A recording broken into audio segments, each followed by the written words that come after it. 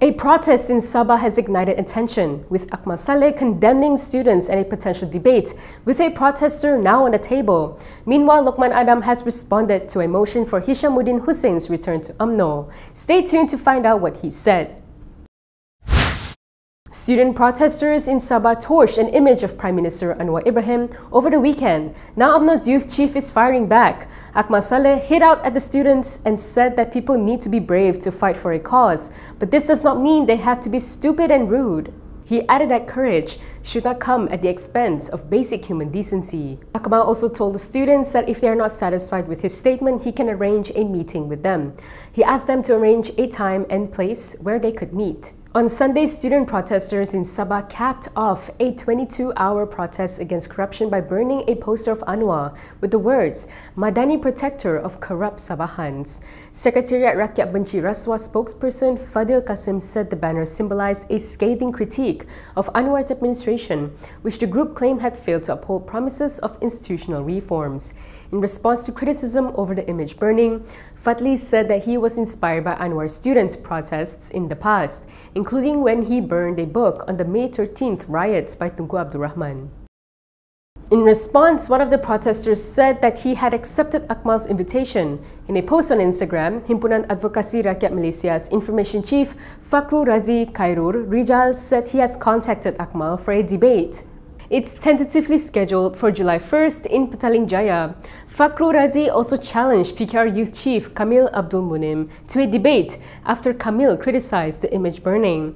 Kamil has said that the protesters torched Anwar's image because they lacked valid arguments. Meanwhile, former Law Minister Zaid Ibrahim also weighed in, questioning Akmal's reaction. He noted that Akmal and Amno aren't exactly beacons of good behavior either. Zaid pointed out that Selangor Amno burned his photo in 2017 when he defended Dr Mahathir Mohamad, asking, where was the good behavior then? Zaid believes the students showed restraint and that this was part of a peaceful protest. He stressed that Anwar is a seasoned protester himself and urged everyone to relax.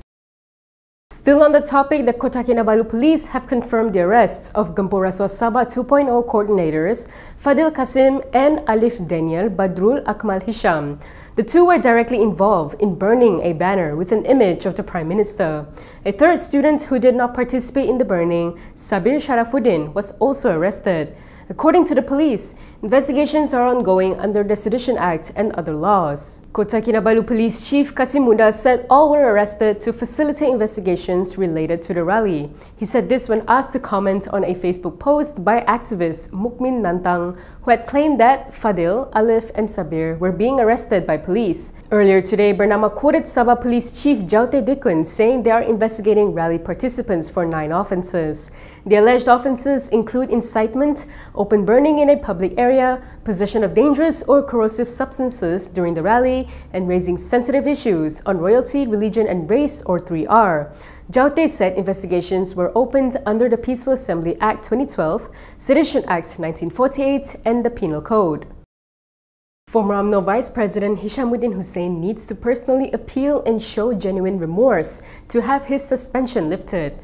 This is according to Amno Supreme Council member Lokman Adam. Lokman told Malaysia Kini that the party's Supreme Council has the power to suspend or expel members, and discussion on the possibility of reinstating Hishamuddin's position will only take place if it is brought up during the meeting. However, he said he has not heard of the individual himself appealing. Therefore, he said for him, if the individual himself isn't interested, then it's highly unlikely that the Supreme Council will discuss it. Lokman also shared his own experience after being expelled from Amno, saying that he wrote as many as 8 letters appealing to be accepted back into the fold. He added that if Hishamuddin is truly remorseful and wishes to return, what he needs to do is appeal to the relevant body. He said Hishamuddin should also demonstrate loyalty to the party, as the Amno Supreme Council needs to be convinced that he is truly with the party and not with Perikatan Nasional. On June 21st, the Sembrong Amno division urged the party to immediately and unconditionally lift Hishamuddin's suspension. Sembrong Amno Chief Abdul Ghani Abdul Rashid said it was the second time in 2 years that they had passed such a motion. Should the Prime Minister recuse himself from appointing senior judges? Calls are mounting for Prime Minister Anwar Ibrahim to recuse himself from the process of appointing senior judges over potential conflict of interest. This was among 6 resolutions adopted at a roundtable meeting yesterday organized by the Secretariat to Defend the Judicial System and led by former Prime Minister Dr Mahathir Mohamad. The Secretariat also proposed that Anwar take a leave of absence from his role as Prime Minister until his former aide, Yusuf Rotter's lawsuit against him is resolved. They said this is because the perception or possibility of interference in the administration of the judiciary will exist as long as he holds that position due to the personal case he is facing. The Secretariat added that names of individuals proposed to take on the role of senior judges must be based on qualifications, integrity, and seniority, not on relationships or political affiliations. They also called for the opposition to push the government to amend the Constitution and the Judicial Appointments Commission Act 2009. This is to remove the Prime Minister from the judicial appointments process.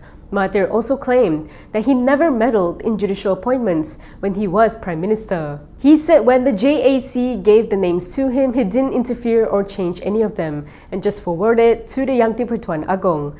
Previously, media reports stated that 9 out of the 14 top judges are scheduled for mandatory retirement this year.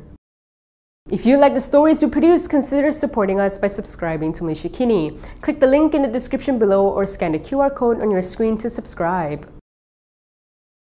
Qatar's air defense systems intercepted a missile attack over the capital Doha on Monday. This was after Iran launched a military operation on US forces at Al Udeid Air Base. In a statement, Qatar's Foreign Ministry spokesperson Majid Al-Ansari said Qatar air defenses successfully thwarted the attack and intercepted the Iranian missiles. He also expressed Qatar's strong condemnation of the attack on the airbase by the Iranian Revolutionary Guard, calling it a flagrant violation of the sovereignty of the State of Qatar, its airspace, international law, and the United Nations Charter. He affirmed that Qatar reserves the right to respond proportionately and directly to this blatant aggression in accordance with international law. He added that the base had been evacuated earlier as part of precautionary protocols, given the escalating tensions in the region. He also said that all necessary measures were taken to protect personnel at the facility, including Qatari armed forces, allied troops, and others stationed at the site, and confirmed that no casualties had resulted from the attack. Al-Ansari also called for the immediate cessation of all military actions and for a serious return to the negotiating table and dialogue. He said the state of Qatar was one of the first countries to warn against the dangers of Israeli escalation in the region and has consistently called for diplomatic solutions to be prioritized. The Iranian missile attacks came after US strikes on key Iranian nuclear sites on Sunday. According to Bernama, Al Udeid is the largest American military base in the Middle East and serves as the in-region headquarters for the US Central Command, or CENTCOM.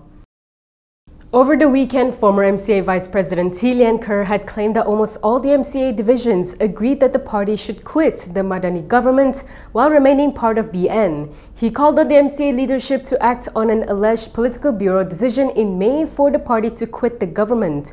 However, MCA Secretary General Chong Sin Woon denied that the political bureau made such a suggestion. While the bureau did have an in-depth discussion on MCA's future, Chong said it neither decided to quit the Madani government nor BN. Following this, we asked the public their thoughts on the matter. Should MCA leave the government, stay with BN, or go alone in the next general elections? Here are the results. A majority of voters believe that MCA should do solo and appeal to the non-Malay voters. Votes for staying with BN to retain Malay support and for finding a middle ground while negotiating better terms within BN were nearly tied at 15% and 16% respectively. Voters who commented brought up how MCA needed BN for support and said that it would be better for them to move on. A lot of people called on them to dissolve the party, and one voter said they should join PN. What are your thoughts on the matter? Share your views in the comments. You can also catch up on the full story at MalaysiaKini.com. Before we go, let's take a look at some of the other headlines from today.